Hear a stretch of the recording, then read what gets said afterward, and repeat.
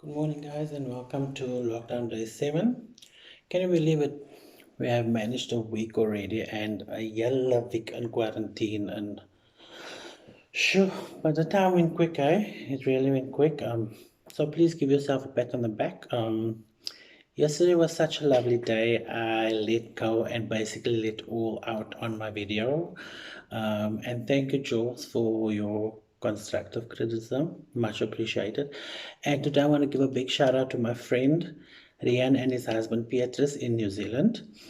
Thanks for the call yesterday. Bye bye. Thank you for the oproep, Rian. It was much appreciated. So today I'm thinking about all the smokers out there. I hope you stocked up because I can only imagine how difficult it would be running out of ciggies. I know you struggle because this year I'm celebrating 6 years of being a non-smoker.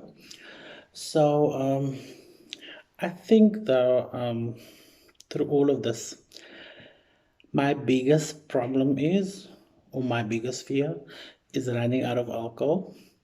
So I'm drinking very, very slowly, and I'm scared I'm gonna dry out. And sure, I can only hear my friends saying now, "Oh, you're dot queen," but yeah, the struggle is real. Imagine you dry up and there is still 2 weeks of lockdown, and what if lockdown is extended? Then we will all be royal, be if up in the ass. Yeah. So keep your comments from the peanut gallery.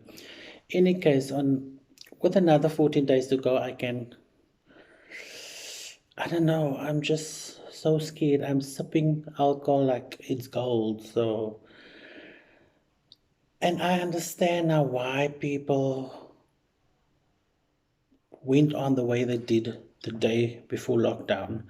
People didn't have a choice because, for you that don't know, that's living abroad, that's not South African, our police minister put a ban on the sale of alcohol and tobacco products during lockdown. So yeah, it's basically legal for any shops to sell those products during lockdown. I can completely understand the sale of alcohol, why it is banned, because South Africa has the highest alcohol abuse rate in the world. And in most cases, alcohol goes hand in hand with gender-based violence. So just imagine being in quarantine with your partner, and your partner is drunk, and here you are avoiding corona, and you're still getting moved by your husband or by your wife. It won't be fair.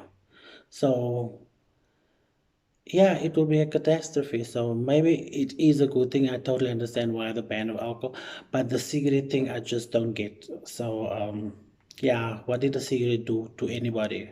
It doesn't promote violence or anything. I think people get more irritated now when they get those cravings, and they're gonna feel like punching the walls when they have that craving for a cigarette. So I just don't get the whole cigarette ban. But in any case, um, and for those health freaks out there, I don't want your 2 cents worth. As I said, I was a smoker, and just as a compassionate human being, I feel for those that didn't kick the bucket yet or kick the habit yet. Sorry for that. Kick the bucket, my ass.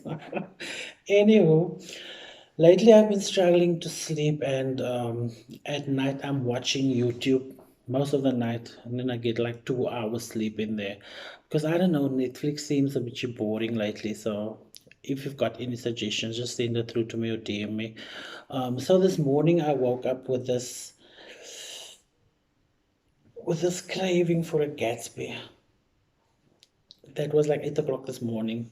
I just had the craving was so real, and a pity takeaways is not part of essential services. Otherwise, I would have gone and gotten a Gatsby by now.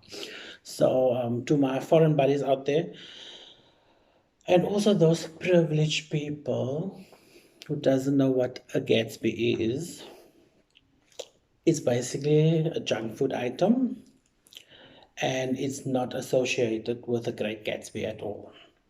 So I like to describe it as a ghetto bread.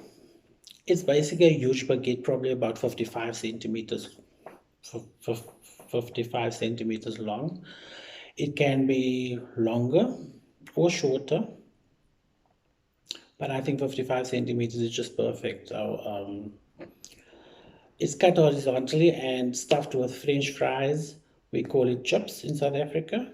Topped with lettuce, tomato, and your choice of the following: either bologna and Viennas, seafood, masala steak, and sprinkled with some spice on there, and your choice of sauce. I prefer barbecue and chili sauce on there. Oh, and you can either ask them to cut it for you, but I prefer mine uncut, and then I cut it myself.